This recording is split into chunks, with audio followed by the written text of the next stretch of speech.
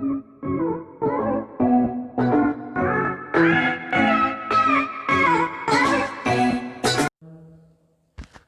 back to the physics class. Today we are going to start a new chapter, that is electricity. The new chapter which we are going to start today, that chapter is chapter electricity. So what means electricity?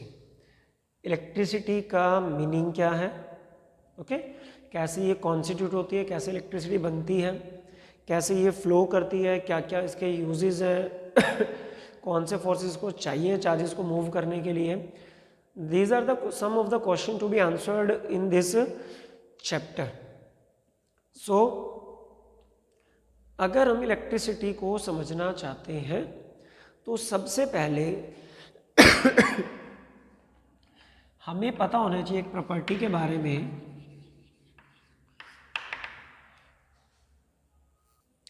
That is charge. वो property कौन सी है? That is charge. तो first of all we should know what is charge. Charge क्या होता है, कितने type के होते हैं, इसकी SI यूनिट क्या है, इसका सिंबल क्या है, इसी के बारे में हम डिस्कस करेंगे आज.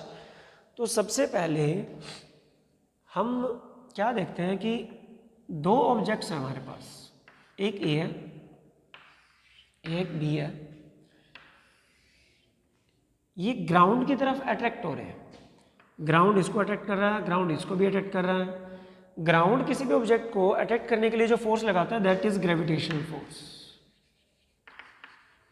9th में आता था ये concept, that is gravitational force.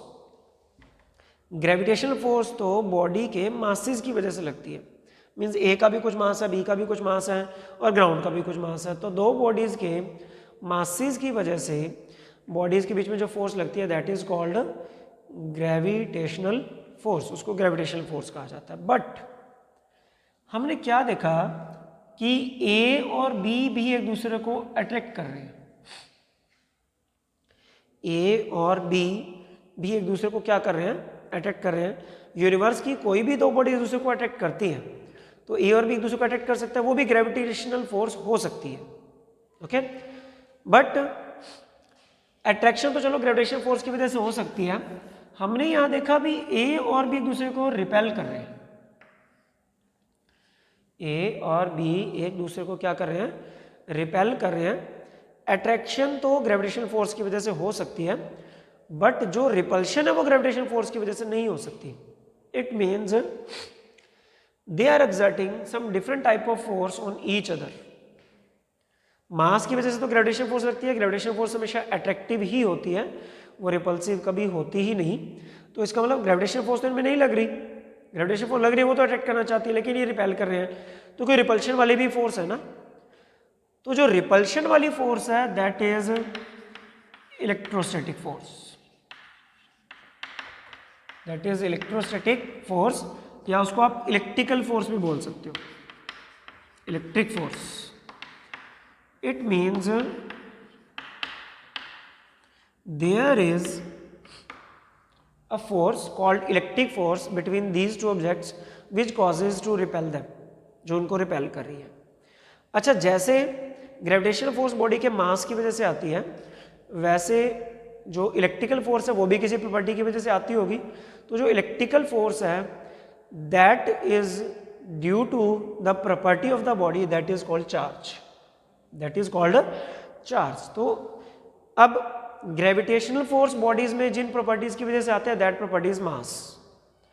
That property is mass. But ऐसे ही ग्रेविटेशनल फोर्स के अलावा इलेक्ट्रिकल फोर्स दो ऑब्जेक्ट के बीच में जो आती है दैट इज चार्ज. किसकी वजह से आती है? दैट इज चार्ज की वजह से. तो चार्ज क्या है, हम उसकी अगर डिफाइन करना चाहें, what is charge? Charge is that property of bodies due to which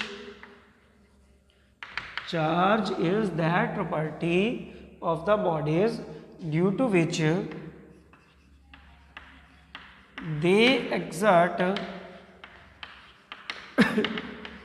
electric force on each other, due to which they exert electric force on each other. मतलब चार्ज बॉडी की वो प्रॉपर्टी है जिसकी वजह से दो बॉडीज एक दूसरे के ऊपर क्या लगाती हैं, दैट इज इलेक्ट्रिक फोर्स। अगर एक दूसरे के ऊपर बॉडीज लगा रही हैं, इट मीन्स वो किस प्रॉपर्टी की वजह से लगा रहे हैं, that property is charge, that property is charge. तो चार्ज हमें क्लियर हो जाना चाहिए कि चार्ज वो प्रॉपर्टी जिसकी वजह से दो बॉडीज के बीच में इलेक्ट्रिकल फोर्स लगती है।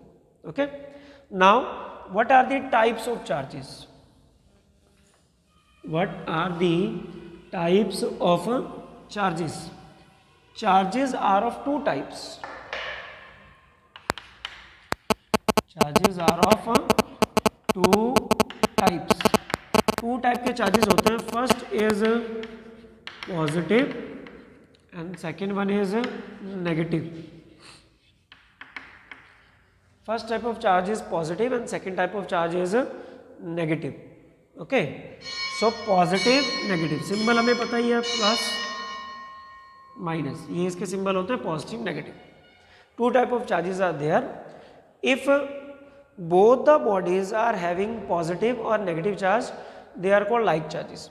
इट मीन्स अगर ये पॉजिटिव है ये नेगेटिव, अगर दोनों पॉजिटिव है मान लीजिए, और या they are called like charges.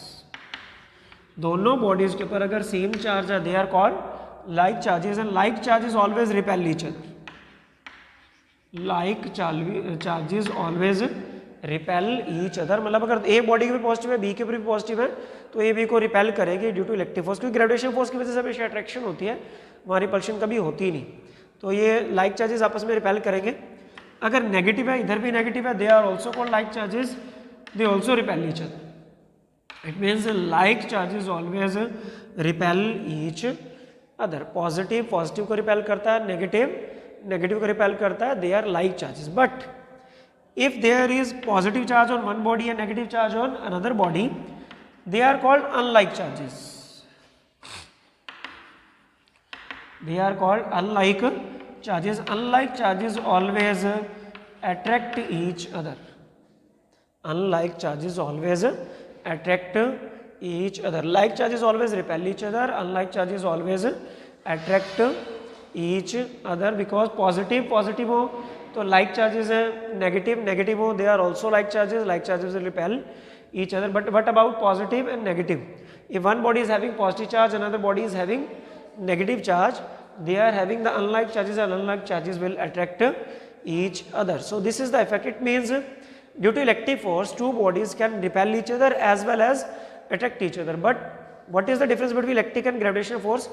Gravitational force is only attractive, gravitational force is only attractive। gravitational force अगर दो ऑब्जेक्ट्स के बीच में लग रही है तो उसकी वजह से कभी भी बॉडीज रिपेल नहीं हो सकते, always attract each other. But if there is electric force between two bodies, the bodies having charges, they can also repel each other, attract भी कर सकती हैं, रिपेल भी कर सकती हैं।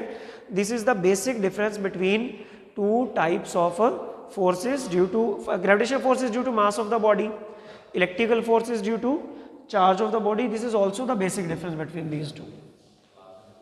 now what we are doing, symbol of charge, symbol of charge। Charge का जो सिंबल होता है दैट इज Q। चार्ज को रिप्रेजेंट करने का जो सिंबल है that is Q, small q या कैपिटल Q, किसी से आप उसको रिप्रेजेंट कर सकते हो। Every physical quantity has its on unit, मतलब जिस क्वांटिटी को आप मेजर कर सको उसकी हर एक यूनिट होती है, तो इसकी भी एक यूनिट होगी। तो यूनिट जो बनती है चार्ज की, SI unit of charge, charge की SI यूनिट होती है कूलम, और सिंबल होता है C। चार्ज की SI यूनिट क्या होती है, कूलम, और सिंबल क्या है इसका, C। इट मीन्स चार्ज अगर आपको रिप्रेजेंट करना भी कितना अमाउंट ऑफ चार्ज है तो न्यूमेरिकल वैल्यू राइट करो उसकी, और साथ में उसके अगर आप C लिखते हो it means that is coulomb. तो कभी भी चार्ज की रिप्रेजेंटेशन में आपने न्यूमेरिकल वैल्यू के साथ में उसकी यूनिट जरूर रिप्रेजेंट करनी है, because every physical quantity has its on unit. अब जो चार्ज पार्टिकल हम बेसिकली डिस्कस करते हैं लोअर क्लासेस में भी, एटम होता है, एटमिक